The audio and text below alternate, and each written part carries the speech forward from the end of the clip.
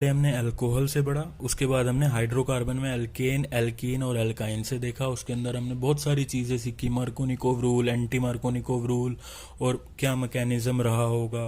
Okay, अब हम next है थर्ड पढ़ते हैं हेलोजन एक्सचेंज रिएक्शन से भी हम हेलो एल्केन को बना सकते हैं और सिल्वर सॉल्ट ऑफ एसिड से भी हेलो एल्केन को प्रिपेयर करा जा सकता है। तो पहले थर्ड पढ़ते हैं।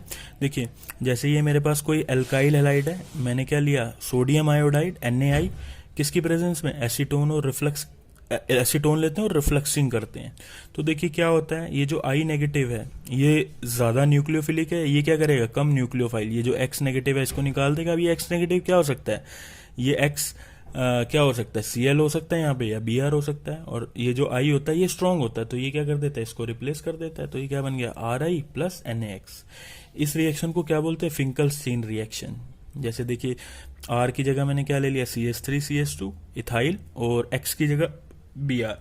Na है एसीटोन रिफ्लक्स, ये क्या करेगा, यहाँ पे इस Br को इसके साथ लगाओ, I यहाँ पर लग जाएगा, तो ये NaBr बन गया।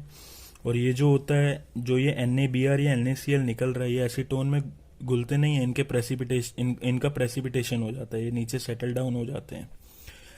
अब देखिए यहाँ पे आप क्या कर रहे हैं, आयोडीनेशन ही कर रहे हैं एक तरह से, ठीक है ना, आयोडीन ही तो लगा रहे हैं। अब नेक्स्ट बात करते हैं, अगर फ्लोरीन लगाना है, अगर आपको यहाँ BrCl की जगह आपको फ्लोरीन लगाना है तो क्या यूज कर सकते हैं, मर्क्यूरस फ्लोराइड या सिल्वर फ्लोराइड या एंटीमनी ट्राइफ्लोराइड। इसका नाम है मर्क्यूरस फ्लोराइड, इसका नाम है सिल्वर फ्लोराइड, या SbF3 एंटीमनी ट्राइफ्लोराइड।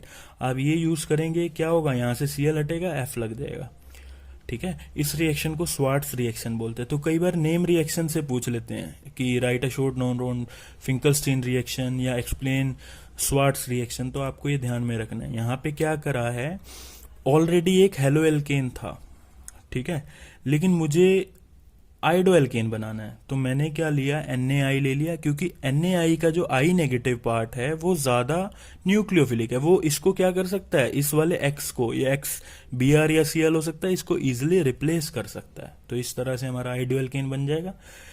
तो इस रिएक्शन को फिंकल्स्टीन रिएक्शन कहते हैं। ओके, अब नेक्स्ट बात करते हैं स्वार्ट्स रिएक्शन की। उसमें हमने देखा Hg2F2 या AgF ले लो, वहां क्या लग जाएगा, Cl की जगह F लग जाएगा। अब लास्ट देखते हैं प्रिपरेशन में सिल्वर सॉल्ट ऑफ एसिड से कैसे हम एलो एल्केन को बना सकते हैं। तो देखिए यहाँ पे ये क्या, CH3COOAg, ये एसिटिक एसिड का ही तो सॉल्ट है, एसिटिक एसिड का सिल्वर सॉल्ट है, या हम बोल देते हैं सिल्वर एसिटेट। एसिटिक एसिड होता है ना CH3COOH, बस ये H की जगह Ag लग गया, सिल्वर सॉल्ट बन गया एसिड का। इसकी रिएक्शन करवाई Br2 के साथ, Br2 in presence of CCl4। तो क्या होता है, यहाँ पे CO2 निकल जाता है, ऐसे ही AgBr निकल जाता है, AgBr निकल गया, CO2 निकल गया, एक Br यहाँ लग जाता है। तो हमें मैकेनिज्म में जाना ही नहीं, बस आपको तो ये ध्यान रखना है, ये Br2 in presence of CCl4 लिया, और ऐसे ही सिल्वर का सॉल्ट है तो क्या करेंगे, AgBr निकाल देंगे, CO2 निकाल देंगे, एक Br यहाँ पे लगा देंगे, ये बन गया हमारे पास ब्रोमोमीथेन बन गया ना, हेलो एल्केन ही तो है ये। इस रिएक्शन को हंसडिकर रिएक्शन बोलते हैं, ये भी नेम रिएक्शन है, नेम रिएक्शन से आ जाता है, पूछ लेता है वो। अब देखिए इस Br2 की जगह Cl2 भी रख सकते हैं, बस ये होता है कि Cl2 लेते हैं तो यील्ड कम आती है हमारे हेलो एल्केन की, लेकिन ले सकते हैं, वो भी हंसडिकर रिएक्शन है। और ये मैकेनिज्म कौन सा, यहाँ पे अगर पूछ ले कि हंसडिकर रिएक्शन में कौन सा मैकेनिज्म होता है, फ्री रेडिकल मैकेनिज्म हमें करना नहीं है लेकिन पता होना चाहिए बस। ओके, ऐसे ही देखिए अगर Br2 Cl2 ले रहे हैं तो कोई दिक्कत नहीं है, सिंपल हो जाती है। लेकिन अगर आयोडीन लेते हैं ना, तो आयोडीन जब हम लेते हैं तो यहाँ पे ये चीज नहीं बनेगी, यहाँ पे क्या बन जाता है, एस्टर बन जाता है।